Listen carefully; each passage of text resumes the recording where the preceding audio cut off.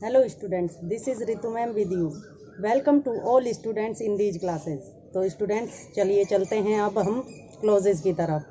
हम क्लोजेज आपको हमने लास्ट वीडियो में भी क्लोजेज ही कराए थे, जिसमें हम लगभग क्लोजेज के अंत की तरफ पहुंच चुके थे और अब हम इसकी अंतिम कार्यवाही पर ही चल रहे हैं, जिसमें हम आपको बताएंगे कि क्लोज जो होते हैं एडजेक्टिव क्लोज, उनका यूज सेंटेंस में कैसे किया जाता है। तो स्टूडेंट्स सबसे मेन बात तो ये है क्लोजेज की कि इसमें दो वाक्य आते हैं। तो ये जो क्लोजेज होते हैं, ये एडजेक्टिव क्लोज जो होते हैं, इनको हम एक तरह से कनेक्टिव के रूप में इनका उपयोग करते हैं, यानी दो वाक्यों को जोड़कर एक करने के रूप में। तो उसका प्रयोग किस प्रकार से किया जाता है। दूसरी बात इसमें ध्यान देने की ये होती है कि इसमें दो वाक्य जो दिए हुए होते हैं, उनमें से एक वाक्य में तो जो मान लो आपको संज्ञा दी गई है, नाउन दिया गया है, तो दूसरे वाक्य में निश्चित रूप से उसका प्रोनाउन दिया गया होगा।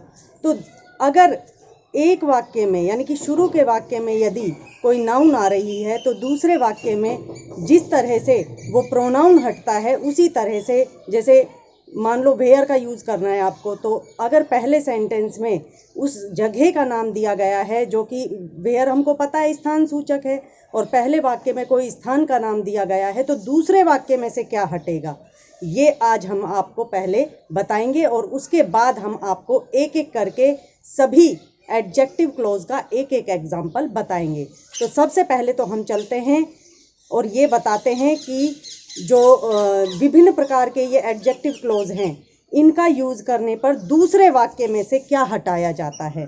तो देखिए स्टूडेंट, पहले लेते हैं हम हु। यदि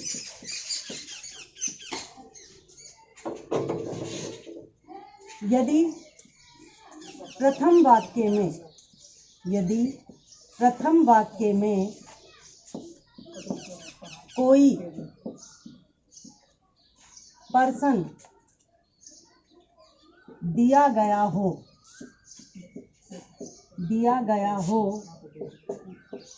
तो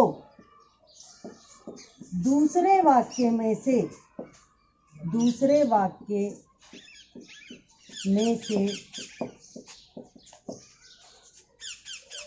प्रोनाउन हटाया जाता है क्योंकि हु एक व्यक्तिवाचक या व्यक्तिबोधक क्लोज है। तो देखिए स्टूडेंट्स, पहले इसका हमको अर्थ समझना होगा कि ये क्या कहना चाह रहा है। यदि प्रथम वाक्य में, ये मैंने आपको पहले ही बता दिया है कि जब भी हम एडजेक्टिव क्लोज का यूज करेंगे, उसमें दो वाक्य आएंगे हमारे पास, एक प्रथम वाक्य, एक द्वितीय वाक्य। मान लो प्रथम वाक्य में कोई पर्सन दिया गया है, क्योंकि हमें पता है कि जो हु है वो पीपल के लिए यूज किया जाता है, यानी पर्सन के लिए। यदि प्रथम वाक्य में कोई पर्सन दिया गया हो, तो दूसरे वाक्य में से प्रोनाउन हटा दिया जाता है, यानी उस पर्सन को संबोधित कौन कर रहा है, दूसरे वाक्य में प्रोनाउन संबोधित कर रहा है, तो दूसरे वाक्य में से उस प्रोनाउन को हम हटा देंगे, क्योंकि उसकी जगह हमने पहले वाक्य में जो नाउन आया है उसके साथ हु जोड़ दिया है। तो स्टूडेंट्स, इस प्रकार से पहले वाक्य में यदि पर्सन आ रहा है, तो दूसरे वाक्य में उसको संबोधित करने वाला जो प्रोनाउन होता है उसे हटा दिया जाता है। अब आ जाइए आप वहन पर। यदि प्रथम वाक्य में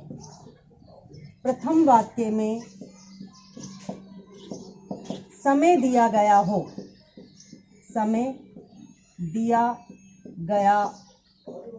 हो तो दूसरे वाक्य में से देन हटा दिया जाता है क्योंकि वैन एक समय सूचक या समय बोधक क्लॉज है। तो देखिए स्टूडेंट्स, अब इस बात को समझिए। यदि प्रथम वाक्य में समय दिया गया हो तो दूसरे वाक्य में से देन को हटा दिया जाता है। क्यों? क्योंकि जो बहन है वो हमारे लिए एक समय सूचक वर्ड है, यानी समय सूचक क्लोज है। इसका अर्थ होता है जब, और जब हम प्रथम वाक्य में समय के साथ बहन लगा देंगे तो दूसरे वाक्य में से हमको देन हटाना होगा, क्योंकि अगर हम नहीं हटाएंगे तो वो डबल समय संबोधित करेगा। इस वजह से हम दूसरे वाक्य का जो देन है, जिसका अर्थ होता है तब, तो हम उसको हटा देंगे और उसकी जगह प्रथम वाक्य में जो बहन दिया गया है उसके साथ, प्रथम वाक्य में जो प्रथम वाक्य में जो समय दिया गया है उसके साथ हम बहन लगा देंगे। अब आ जाइए तीसरे वाक्य पर। तीसरा मान लो हमने ले लिया वेयर। अब वेयर का अर्थ हमको पता है होता है जहां, और ये होता है स्थान सूचक। तो हम लिखते हैं यदि प्रथम वाक्य में स्थान दिया गया हो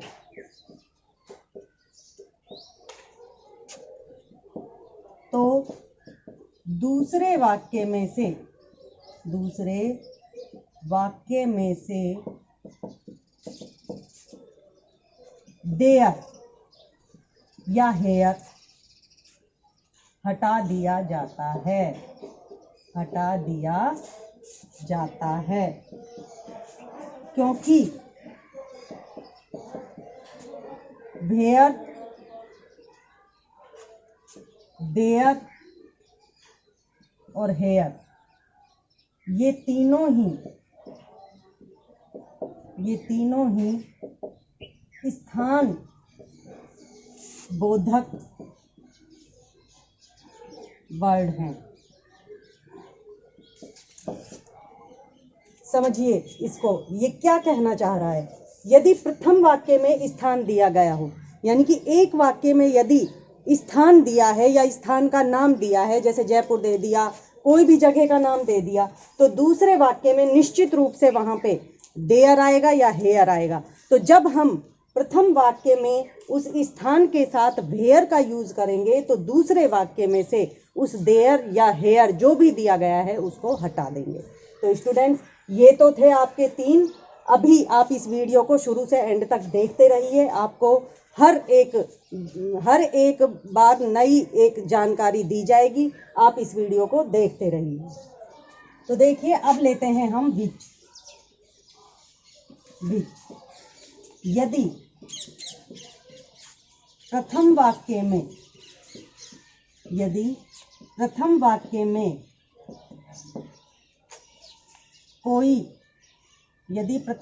में कोई जानवर या निर्जीव वस्तु का नाम दिया जाए तो दूसरे वाक्य में से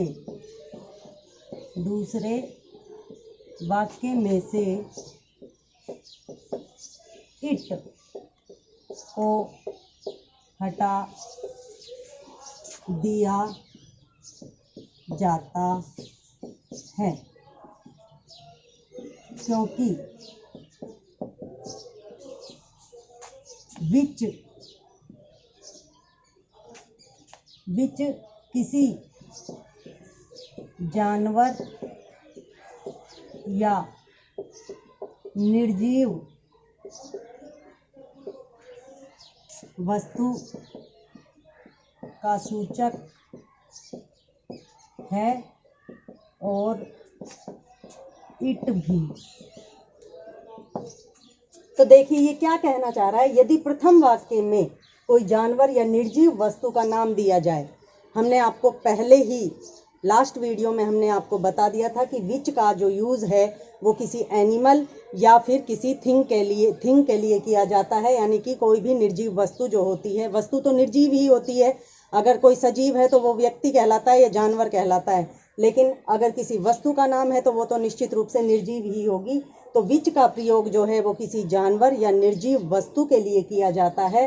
तो दूसरे वाक्य में से इट को हटा दिया जाता है, क्योंकि इट जो है वो भी किसी जानवर या निर्जीव वस्तु के लिए ही प्रयोग में लिया जाता है। तो हम क्या करेंगे कि जो पहला वाक्य है उसमें कोई वस्तु दी गई है या जानवर दिया गया है तो उसके साथ तो विच लगा देंगे, लेकिन दूसरे वाक्य में से हम इट को हटा देंगे। अब चलिए भाई की तरफ। भाई जो है वो एक कारण को बताता है। यदि प्रथम वाक्य में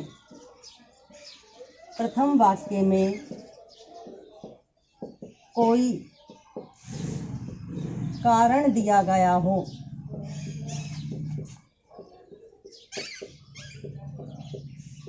तो दूसरे वाक्य में से कारण को बताने वाला चाहे कोई भी शब्द हो, चाहे कोई भी वर्ड हो,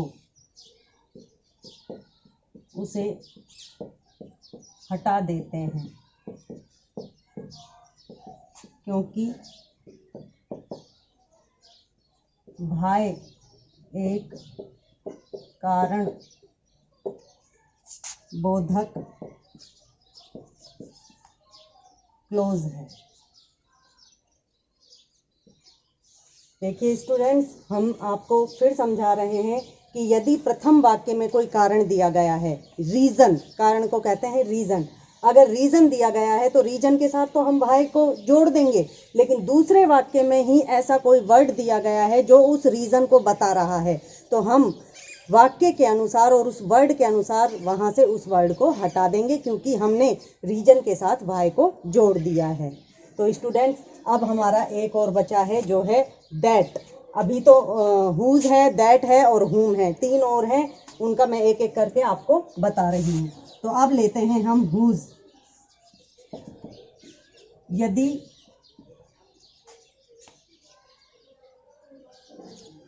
यदि प्रथम वाक्य में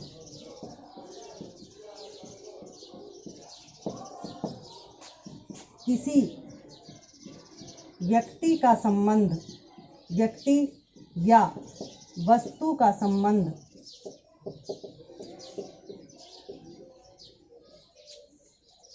बताया जा रहा है तो दूसरे वाक्य में से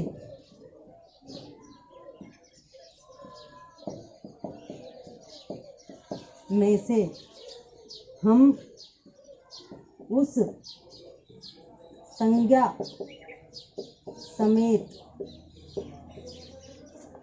जो पजेसिव फॉर्म दी गई होगी उसको हटा देंगे।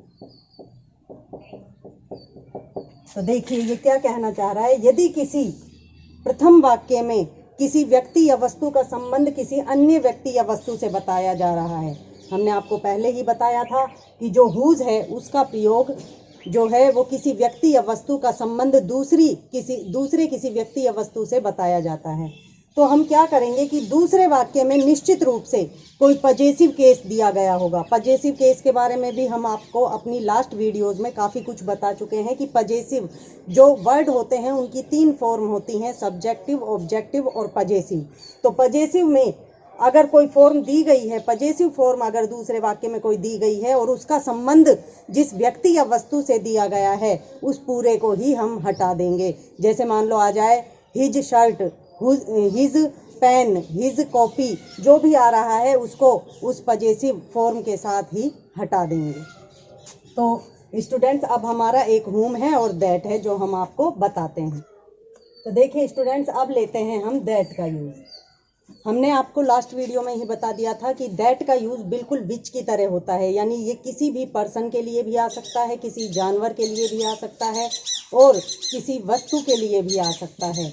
यदि दूसरे वाक्य में किसी वस्तु, जगह या व्यक्ति का नाम दिया गया हो तो हम क्या करते हैं, उसे दूसरे वाक्य में से उसका संबोधक जो वर्ड होता है उसे हटा देते हैं और पहले वाक्य में वो जिसके लिए आया है उसके साथ दैट लगा देते हैं। अब आ जाइए हुम पर। इसकी सबसे अच्छी पहचान है, यदि दूसरे वाक्य में कोई ऑब्जेक्टिव रूप दिया गया है तो आप ये देख लीजिए कि जो ऑब्जेक्टिव रूप है वो पहले वाक्य में किसके लिए वो ऑब्जेक्टिव रूप आया है। पहले वाक्य में जिसके लिए भी वो ऑब्जेक्टिव रूप आया है उसी के साथ हुम लगा देते हैं और दूसरे वाक्य का वो ऑब्जेक्टिव रूप हम हटा देते हैं। तो देखिए, आज हमने आपको बताया कि किस प्रकार से हमें प्रथम वाक्य में इसका जो एडजेक्टिव क्लॉज हैं उनका उपयोग करके दूसरे वाक्य में से इनसे रिलेटेड जो वर्ड होते हैं वो किस प्रकार से हटाए जाते हैं, इतना हमने आपको बताया। नेक्स्ट वीडियो में हम आपको हर एक क्लॉज का अलग से एक सेंटेंस बनाकर बताएंगे। तब तक के लिए थैंक्स।